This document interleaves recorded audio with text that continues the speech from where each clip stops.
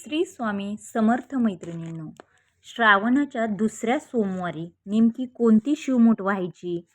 असे तर 4 सोमवारी कोणकोणत्या शिवमूठ व्हायच्या आहेत ते तुम्हाला सांगितलेले आहे. पहिली तांदूळाची राहते, दुसरी तिळाची राहते, तिसरी मुगाची राहते आणि चौथी गव्हातील जे सातू असतात तर त्याची राहते. अशा प्रकारे 4 प्रकारचे जे सोमवार असतात श्रावण महिन्यातील, तर ते प्रत्येक वेळी वेगवेगळे अशा प्रकारचे धान्य असतात. तर उद्याची जी शिवमूठ आहे, तर उद्याच्या मूठ ही तिळाची आहे. तर प्रत्येकाला प्रश्न पडलेला आहे की काळे, लाल की पांढरे तीळ व्हावे. शिवामुठीला खरं तर धार्मिक परंपरेमध्ये बघण्यास गेलो तर वेगवेगळे महत्त्व आहे. बघा, पाहण्यास गेलो तर काळे तीळ हे धार्मिक परंपरेमध्ये काळे तीळ शनी संबंधित, त्याचबरोबर पितृस्मरण, नकारात्मकता दूर करण्यासाठी त्याचबरोबर काळे तीळ शिवलिंगावर अर्पण केल्याने अडथळे, नकारात्मकता दूर करण्यासाठी प्रार्थना केली जाते. अशा प्रकारे शनी संबंधित कोणता पण त्रास कमी होतो, असा हा धार्मिक मान्यता आहे. काळे तीळ अर्पण करण्यामागचा उद्देश घरातील अडथळे, नकारात्मक विचार कमी व्हावे, शनी संबंधित कोणताही त्रास कमी होण्यासाठी, पितरांचे स्मरण करून त्यांच्या शांतीसाठी काळे तीळ शिवलिंगावर वाहिले जाते. आता काळ्या तिळाची शिवामूठ वाहताना आपल्याला ओम नमः शिवाय या मंत्रांचा जप 108 वेळा अशा प्रकारे करायचा आहे. त्याचबरोबर विधियुक्त आपली जशी पूजा असते, धतुरा वगैरे हे सर्व काही साहित्य, त्याचबरोबर बेल वाहने, हे सर्व काही करून आपण जर आपल्या घरात असे अडथळे असेल तर तुम्ही हे काळ्या तिळाचा देखील उपाय करू शकतायत. आता तीळ हे जे आहेत अशा प्रकारे महत्त्वाचे आहे. काळ्या तिळाचे आता पांढरे तीळ हे शुद्धता, सात्विकता व शांततेचे प्रतीक मानले जाते. हे तीळ वाहताना आपल्याला शांती, सुख, समाधान व सकारात्मक विचारासाठी अर्पण करतात. आपल्याला ओम नमः शिवाय या मंत्राचा देखील जेव्हा आपण पांढऱ्या तिळाची शिवमूठ वाहणार आहोत, तर ही शिवमूठ 3 वेळा व्हायची आहे. आणि कशा प्रकारे व्हायची आहे ते तुम्हाला मी सांगितलेले आहे. वाहताना कोणता मंत्र म्हणायचा आहे हे देखील मी मागच्या व्हिडिओमध्ये सर्व काही या मुठीबद्दल स्पष्ट सांगितलेलं आहे. अजून काही तुम्हाला माहिती हवी असेल तर नक्की ते देखील तुम्हाला मी सांगण्याचा प्रयत्न करेल. कमेंट्समध्ये नक्की सांगा.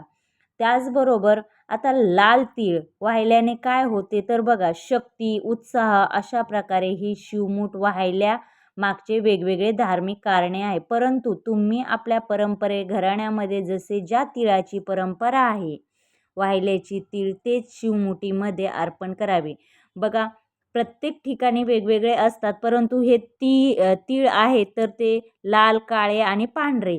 तर खरं तर पांढऱ्या तिळाचाच खूप श्रावण महिन्यामध्ये मान आहे आणि तेच वाहिले जातात. परंतु काही अडथळे असतील, कोणता शनीची बाधा असेल, तर त्याच्यासाठी देखील आपण काही ना काही उपाय करत असतो. तर श्रावण महिन्यामध्ये हे कोणते तीळ व्हावेत असा प्रश्न प्रत्येकाला पडलेला असतो.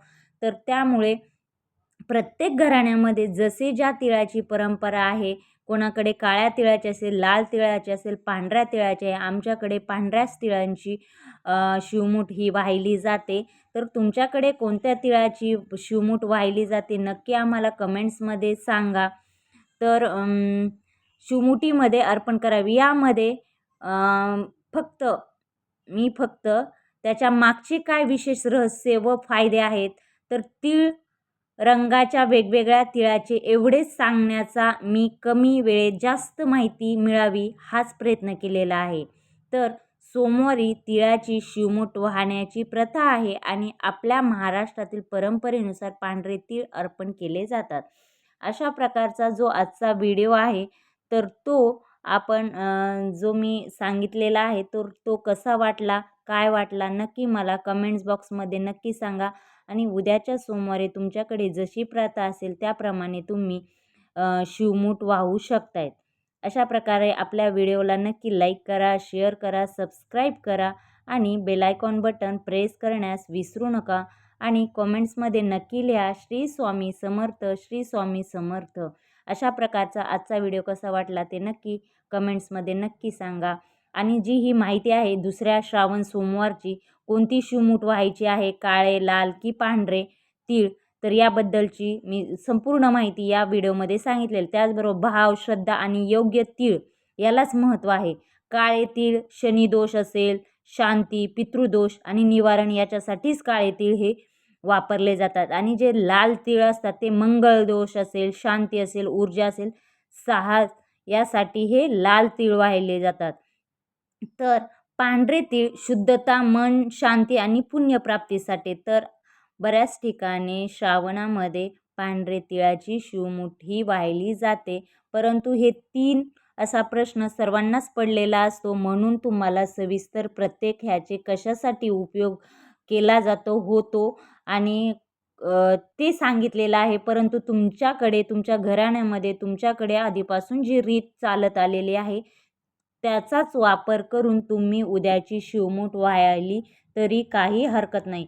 परंतु हे काळे आणि लाल याच्या मागचा काय काय उद्देश आहे, की काळे तीळ हे शनिदोष असेल, कोणते पितृदोष असेल तर ते निवारण्यासाठी आपण काळे तिळाची देखील शिवमूठ वाहू शकतो. अशा प्रकारे आजचा व्हिडिओ कसा वाटला ते नक्की सांगा. Thank you.